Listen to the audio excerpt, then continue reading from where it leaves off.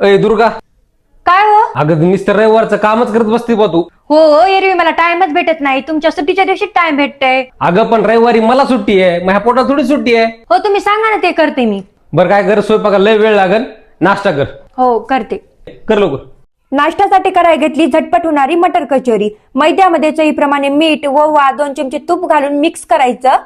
नंतर यामध्ये थोडं थोडं पाणी घालायचं, घट्टसर पीठ मळून याला 10 मिनिटं भिजत ठेवायचं. आता काय करायचं, खलबत्ता घ्यायचा, त्यामध्ये आपल्याला धने घ्यायचे, मिरे, जिरे आणि थोडीशी बडीशेप घालून आपल्याला हे आबडधोबड वाटून घ्यायचे बघा, अशा प्रकारे. नंतर मिक्सरच्या भांड्यामध्ये 1 वाटी हिरवी मटर घ्यायचे, लसूण पाकळ्या, अद्रक, हिरवी मिरची घालायची आणि मिक्सरला बारीक वाटून घ्यायचं. फोडणीसाठी कढईमध्ये तेल गरम केले, जिरे, मोहरी, हिंग, केलेला मसाला टाकून परतून घ्यायचा. आता यामध्ये 1 चमचा बेसन पीठ घालून ते पण परतून घ्यायचं. नंतर यामध्ये मिक्सर मधून काढलेले हिरवे मटर टाकायचे, लाल तिखट, आमचूर पावडर, धना पावडर, जिरा पावडर, चवीप्रमाणे मीठ घालून चांगलं मिक्स करायचं. नंतर यामध्ये वरून बारीक चिरलेली कोथिंबीर टाकायची आणि हे आपली भाजी तयार आहे. थंड करून असे छोटे छोटे गोळे करून घ्यायचे. चुरलेल्या पिठाचा गोळा घ्यायचा आणि जाडसर पुरी लाटून घ्यायची. अशा प्रकारे यामध्ये गोळा भरायचा आणि हे चांगलं पॅक बंद करायचं, नाही तर तेलात सोडली की कचोरी आपली फुटते ना, असं हाताने प्रेस करायचं. आता मीडियम गरम तेल करायचं, यामध्ये एक एक करून कचोरी सोडायची, आलटी पलटी करून चांगली खरपूस तळून घ्यायची. टाइम लागतो पण कचोरी खूप खुसखुशीत होते.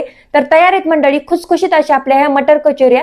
या मटरचं सीझन जाईपर्यंत एकदा ही नक्की कचोरी करून बघा, खूप मस्त चवीला अप्रतिम होते. व्हिडिओ आवडल्यास एक लाईक करा, अजिबात विसरू नका.